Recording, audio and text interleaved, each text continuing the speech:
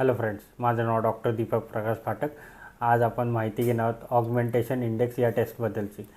या टेस्टची माहिती सांगताना ही टेस्ट कशासाठी केली जाते आपण ते पहिले जाणून घेऊ. आपले सेंट्रल आर्टरीज आणि पेरिफेरल आर्टरीज म्हणजे जे हृदयामधून निघणाऱ्या धमन्या आहेत, आर्टरीज म्हणतो आपण त्यांना, त्यांच्या ताठरपणाची ही टेस्ट केली जाते, म्हणजे स्टिफनेसची टेस्ट केली जाते.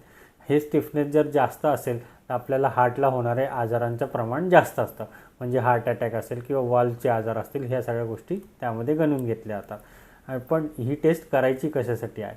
ही टेस्ट ॲक्च्युली ज्याच्यामध्ये स्टिफनेस जास्त असतो त्यामुळे हार्टला त्रास होण्याचे प्रमाण जास्त असतात.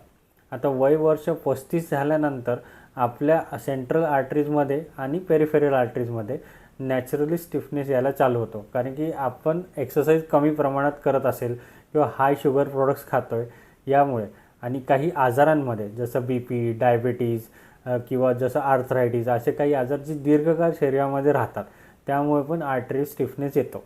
हा स्टिफनेस आपल्याला एकदा लक्षात आला की आपण त्याच्यावरती ट्रीटमेंट करता येतं.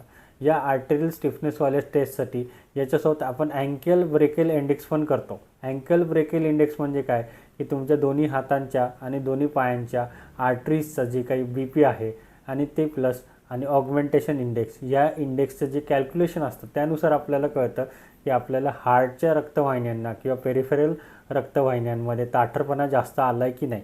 जर इन केस जास्त आला असेल तर आपल्याला त्याच्यावरती ट्रीटमेंट करायला लवकरात लवकर उपयोगी होतं.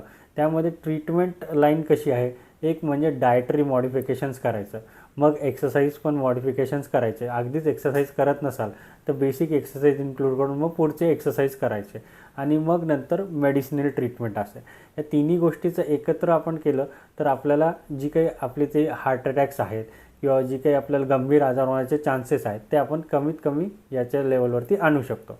आणि ही टेस्ट आपल्याकडे डायबेटिक रिस्क प्रोफायलर या मशीनवरती केली जाते.